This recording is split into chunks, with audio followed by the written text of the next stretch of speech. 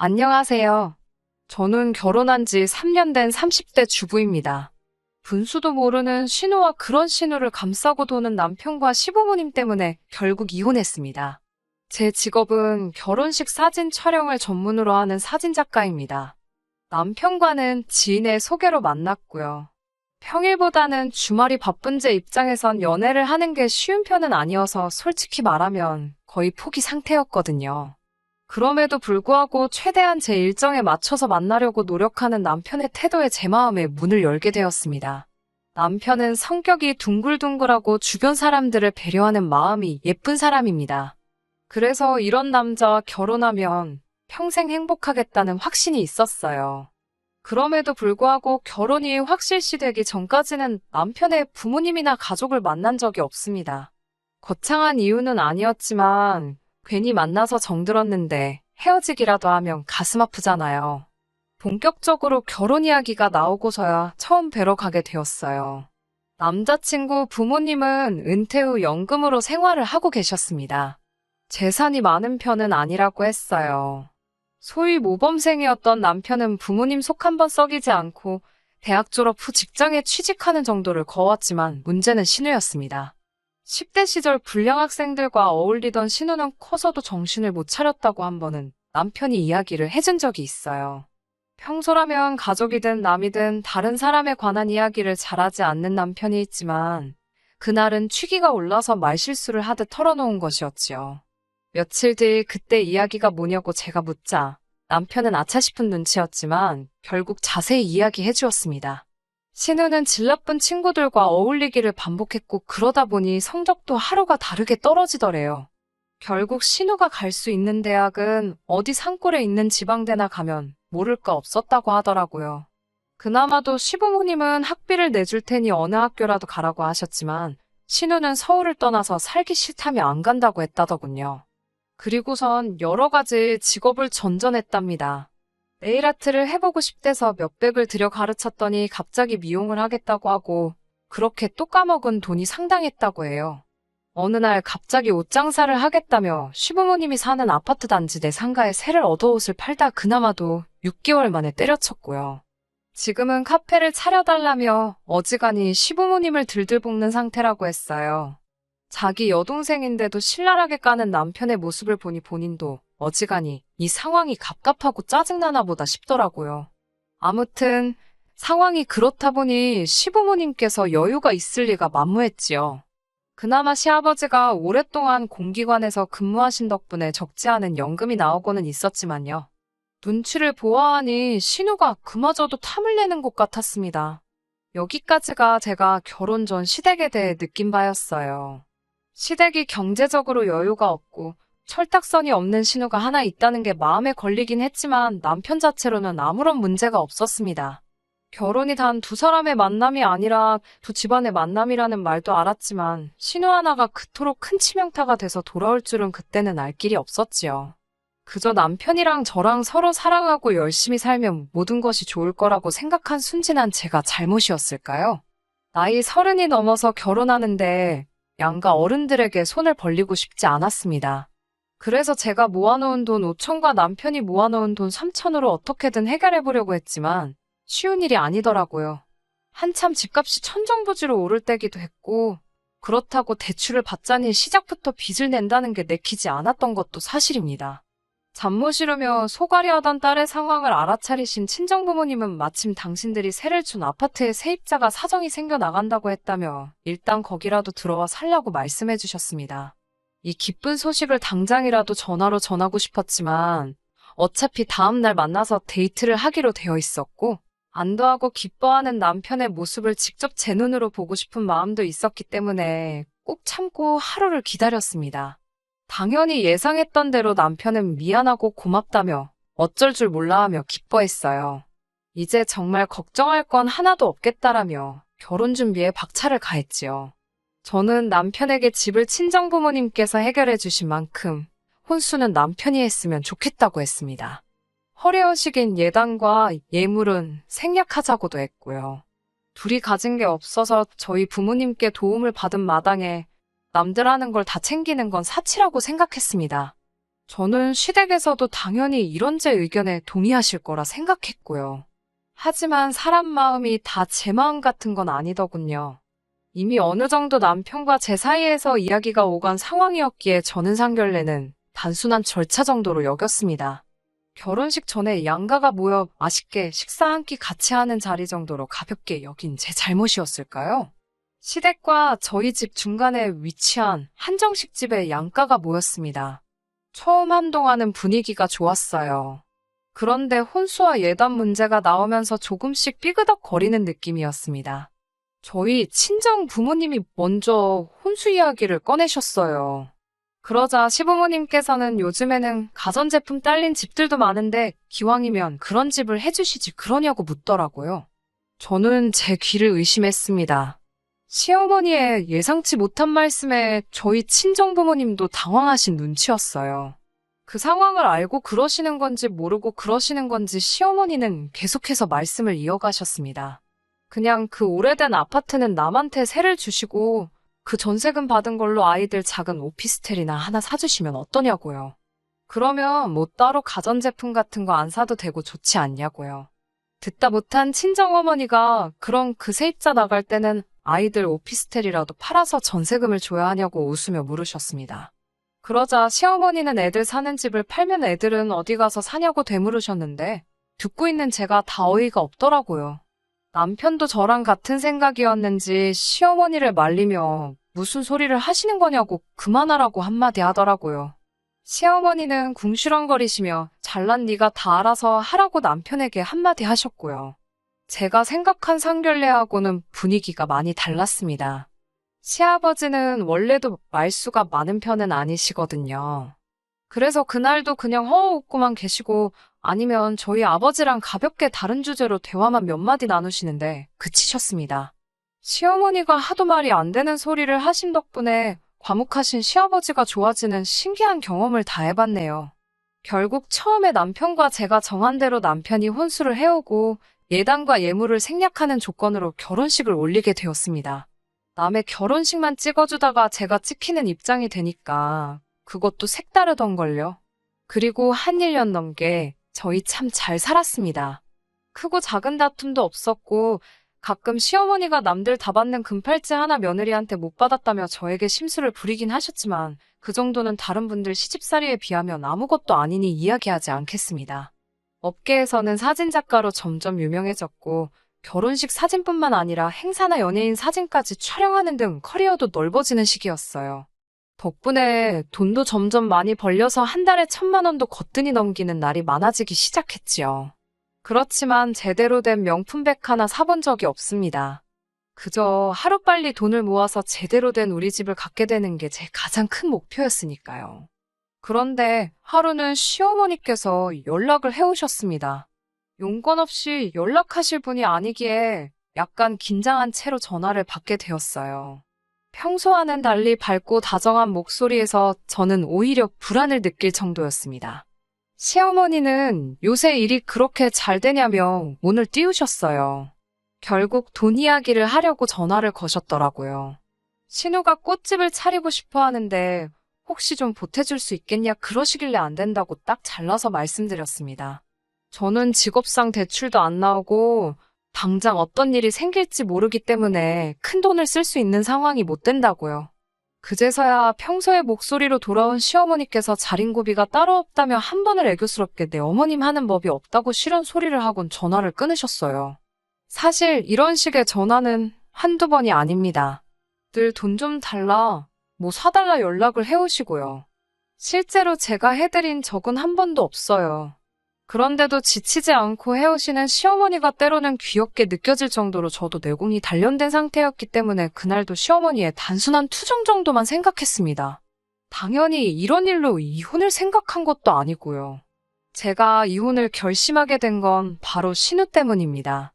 단순히 제가 올케라서 그런 건지 아니면 무슨 이유가 있어서인지 신우는 늘 저에게 적대적이었어요. 처음 결혼 전 신우를 한두 번 정도 만난 적이 있었는데 그때 저에 대한 개인적인 것들을 물어왔습니다. 저는 대답할 수 있는 선에선 솔직히 말해주면서 언니로서 작은 조언 같은 걸 몇 개 한 적이 있어요. 정말 단순한 영어 공부 열심히 해라. 진짜 하고 싶은 게 뭔지 궁리해봐라 그런 것들요. 그런데 남편 말이 신우가 그 이후로 저를 너무 미워하고 불편해한다더군요. 솔직히 어이없고 이해는 안 되었지만 가는 사람 잡아서 뭐 하나요. 저도 그렇게 신우랑 적당히 거리를 두고 살았기에 그동안 크게 미워할 일도 좋아할 일도 없었습니다. 따라서 그런 신우 때문에 제 결혼 생활이 파탄날 거라곤 짐작조차 하지 못했지요. 하루는 신우가 저에게 연락을 해왔습니다. 결혼하고 정말 처음으로 신우한테 먼저 전화가 온 거였기 때문에 놀랍고 반가운 마음이 반반이었어요. 아가씨 무슨 일이냐고 물으니 신우가 한껏 자신만만한 목소리라고 할까요? 자기 결혼할 사람이 생겼는데 저에게 제일 먼저 말해주고 싶었답니다. 저는 제가 신우에게 그렇게 의미 있는 사람일 거라고는 생각도 못했기에 또 한 번 놀랍고 반가웠지요. 뭐 하는 사람이냐고 물으니 해외에서 살다가 얼마 전 국내 굴지에 대기업에 입사한 미남이라고 하더군요. 자기 입으로 남자친구를 그렇게 묘사하는 것조차 너무 귀엽던걸요. 어디서 살다 온 사람이냐고 물으니 또 마침 제가 대학 시절 유학하던 그 지역이더라고요. 세상이 이렇게 넓은데 이런 우연이 있나 싶어서 반가웠어요. 저는 신우에게 언제 한번 오빠랑 해서 넷이 밥이나 먹자고 했습니다. 사실 신우가 저를 싫어한다고 해서 거리를 둔 거지. 저는 여동생도 언니도 없었기 때문에 여자 자매가 하나 있으면 좋겠다고 늘 생각했었거든요. 이 기회를 통해 신우와 친해지면 좋을 것 같다는 생각도 했네요. 얼마 후 저와 남편, 신우와 신우 남자친구까지 넷이서 서울 시내에 있는 퓨전 레스토랑에서 만나게 되었습니다. 그런데 그 자리에서 전 좀 이상한 느낌을 받았어요. 아무래도 그 넓은 미국 땅에서 같은 지역이라니 생각할수록 신기하고 반갑더라고요. 제가 먼저 신우 남자친구에게 말을 걸었습니다. 그 지역에 있어 봤다면 충분히 알 법한 그런 것들이요. 어디 학교 샌드위치가 맛있지 않냐든가. 게다가 대화하다 보니 제가 교환학생으로 갔던 대학을 그 사람도 졸업했더라고요. 그런데 제가 반가운 마음에 학교 이야기를 몇 가지 물었는데 신우 남자친구가 시원하게 대답을 못하더라고요.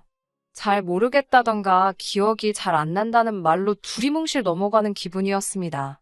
그러면 안 되는데 제 마음속에서 의심이 스멀스멀 피어오르더라고요.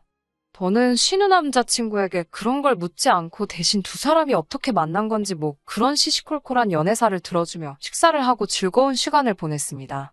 남편은 그렇게 신우가 싫다고 했으면서도 막상 여동생이 결혼할 남자라고 데리고 와서 그런지 기분이 좋은 눈치였어요. 집으로 돌아와 씻고 자려는데 신우에게 연락이 왔습니다. 오늘 전부 다 감사한데 남자친구가 미국에서 있던 기억이 좋기만 한 건 아니라서 대답을 잘못했다며 미안하다고 전해달랬다고 하더군요. 또 그 말을 들으니 그럴 수도 있겠다. 내가 배려가 없었나 싶어서 미안한 마음이 살짝 들었네요. 그렇게 신우의 결혼식도 조금씩 준비가 되어가기 시작했습니다. 그런데 역시 문제는 돈이었어요. 저야 친정에서라도 도와줘서 결혼을 할 수 있었지만 문제는 시댁이 이번에도 신우를 도와줄 만큼 경제적 여건이 되질 않았지요. 남편을 통해 듣자 하니 신우가 울고불고 난리가 났더랍니다. 결혼만 하면 사모님 소리 들으며 살 수 있는데 이러다간 결혼도 못하게 생겼다며 어디서든 돈을 구해오라고 나이든 시부모님을 달달 볶는다고요. 하지만 직장도 없고 갚을 능력도 안 되는 시부모님께 대출을 받아오라니 말도 안 되는 소리였지요. 그래서인지 다시 온 가족의 기대가 저를 향하는 느낌이었습니다. 당연히 저는 안 된다고 버티는 상황이었고요. 저는 신우에게 일단 그쪽 부모님을 만나보라고 제안했습니다. 그러자 신우 말이 자기 남자친구와 어머니는 너무 바쁘신 분이래요. 얼마 전에도 외국에 볼 일이 있다며 나가셨다며 상견례도 못 하실 것 같다고 하셨답니다. 일단 신우 돈으로 결혼 준비하고 날짜랑 다 잡으면 결혼식 당일날에는 들어오기로 하셨다나요. 솔직히 딱 들어도 말이 안 되는데 어찌된 영문인지 신우뿐만 아니라 남편과 시부모님 모두 그럴 수도 있지 않냐는 식이었습니다. 말도 안 된다고 하는 저에게 찬물 끼얹지 말라더군요. 저도 머리 아픈 일에 끼어들어서 괜히 싫은 소리나 듣는 상황이 짜증나서 알아서들 하세요란 마음으로 내버려두고 제 본업에 열중하며 시간을 보냈습니다. 막말로 신우가 진짜 사모님 소리 들을 만한 집에 시집이라도 가면 축하하면 되는 거지 뭐 제가 형사도 아니고 들쑤시고 다닐 필요가 없잖아요. 그리고 얼마 후 남편이 하루는 저에게 정말 딱 1,000만 원만이라도 빌려주면 안 되냐고 묻더군요. 신우 때문이냐고 그러니까 그래도 여동생 시집 가는데 오빠로서 좀 보태주고 싶어서 그런답니다. 남편도 적게 버는 게 아닌데 돈 1,000만 원 때문에 저에게 부탁을 하는 게 쉽게 이해가 되지 않았어요. 모아둔 돈을 다 어쨌냐고 물으니 얼버무렸고 추궁을 하니 실토를 하더군요. 신우 남자친구가 좋은 투자처가 있다며 자기 믿고 투자하라고 꼬셨다는 거예요. 마늘밭에 묻어둔 돈이다 생각하고 3년 뒤에 열어보면 대박이 나 있을 거라나요. 그럼 투자했다는 그 회사가 어디냐? 증거서류 같은 건 어딨냐고 물으니 그것도 다 자기가 관리해준다며 신우 남자친구가 가지고 있답니다. 어처구니가 없었고 저는 남편에게 일단 제가 생각 좀 해보겠다며 기다려달라고 했어요. 또 다시 제 마음속에서 신우 남자친구에 대한 의구심이 싹트기 시작했습니다. 어찌됐건 신우는 제 가족인데 에라 모르겠다라는 심정으로 내버려두기도 그렇더라고요. 결국 교환학생 시절 인연을 맺었던 몇몇 친구들에게 신우 남자친구의 사진과 이름을 보내주곤 혹시 알거나 들어본 적 있는지 물어봤어요. 서울에서 김서방 찾기 같았지만 그래도 혹시나 하는 마음에 시도라도 해본 거지요. 다행히 신우 남자친구를 아는 사람이 나타났습니다. 2다리를 건너서 알게 된 그 사람에게서 듣게 된 신우 남자친구는 정말 할 말을 잃게 할 만큼 악질적인 사람이었어요. 이미 결혼도 2번이나 했었고 아이도 하나 있는 사람이더군요. 미국에서 불법 체류로 3년 정도 있다가 불미스러운 일로 인해 추방당한 상황이었고요. 아주 파렴치한 사람으로 소문이 파다하다고 했습니다. 어쩌다 그런 남자에게 신우가 걸린 건지 한시라도 빨리 신우를 만나 정신 차리게 해야겠다는 생각뿐이었네요. 남편에게 부탁해 신우를 불러내 셋이서 카페에 모였습니다. 저는 제가 알아낸 사실을 신우와 남편에게 들려주었어요.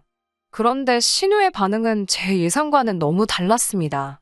저더러 언니는 왜 무슨 자격으로 상대방 동의도 없이 뒷조사를 했냐면서 진짜 예전부터 잘난 척 해대는 거 정말 재수없었다는 거예요. 좋은 일 하려다가 뺨 맞는 기분이었습니다. 저는 신우에게 그동안 내가 혹시라도 선을 넘은 적이 있다면 미안하다. 하지만 나는 신우가 걱정이 돼서 그런 거라고 달랬습니다. 하지만 신우는 이미 들을 생각이 없어 보였습니다. 저더러 무식하게 남의 뒷조사나 한다며 수준 떨어진다더군요. 그런 광경을 보고 남편이라도 신우에게 따끔하게 한마디 했다면 제가 절대로 헤어지잔 소리는 안 했을 거예요. 하지만 남편이란 작자가 한다는 소리가 이번엔 제가 선을 넘었답니다. 둘 다 성인인데 뭘 그렇게 감나라 배나라 하냐고요. 그러면서 저더러 한다는 소리가 잔소리하지 말고 자기가 일전에 말한 1,000만 원은 언제 해줄 거냐고 묻더군요. 순간 저도 욱해서 나한테 돈 맡겨놨냐고 물으니까 남편이 코웃음을 치더니 치사하답니다. 그러면서 자기 여동생 시집 가는데 돈 해주기 싫으니까 아예 결혼을 파토를 내려는 심산이냐고 묻더군요. 제가 날 어떻게 보고 그런 소리를 할 수 있냐고 하니까 그러면 그냥 빌려달라는 돈이나 빌려주고 축 하나 해주래요.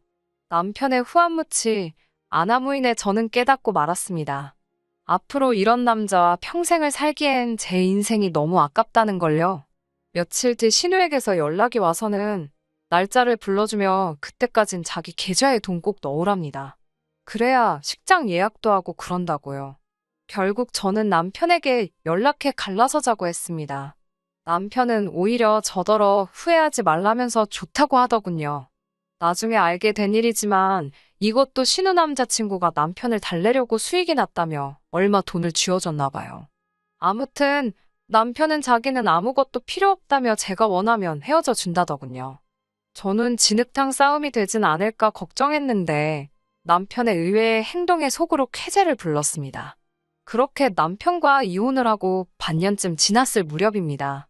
남편과 저는 처음에 서로를 이어준 지인 한 사람을 제외하곤 큰 접점이 없었기에 남편 소식을 알 길이 없었어요. 궁금하지도 않았고요. 그러다 엊그제 지인이 지나가는 말처럼 한마디 하더라고요. 그 집 지금 작살났다고요. 신우의 남자친구는 결혼식까지 올리고 나서야 자기가 애딸린 이혼남이라는 사실을 밝혔나 봐요. 거기다 갑자기 애를 책임지고 싶다면서 다시 미국으로 들어가겠다고 하더래요. 신우한테는 혼자서 서울에서 잘 지내고 있으라며 애가 좀 크면 돌아오겠다 했다나요? 말도 안 되는 이야기잖아요. 게다가 남편에게는 투자한 종목이 폐지가 되었다면서 유감이라고 했답니다. 저랑 살 때도 이미 저 몰래 시부모님 돈까지 빌려서 투자를 했었나 봐요. 그게 자그만치 5천만 원인데 신우 남자친구가 투자는 원래 본인 책임이라며 한 발 빼더랍니다. 그런 남편과 시댁의 일들을 듣고 있으니 제가 그 진흙탕에서 먼저 빠져나온 게 신의 한 수였다는 게 절실히 느껴졌습니다. 다행히 저는 이혼 후에 더 일이 잘 풀리고 있어요. 시간적, 공간적 자유가 주어지니 일도 더 많이 할 수 있고 사람들도 더 많이 저를 인정해 주더라고요. 지금은 이혼 후 느낀 감정을 토대로 사진을 찍고 사진집으로 출간할 계획을 가지고 있습니다. 저도 그렇고 모든 사람들이 웃는 일만 가득했으면 좋겠네요. 끝까지 들어주셔서 감사합니다. 오늘의 사연은 여기까지입니다. 구독과 좋아요, 알람 설정 부탁드리고 더 좋은 사연으로 다시 찾아뵙겠습니다. 감사합니다.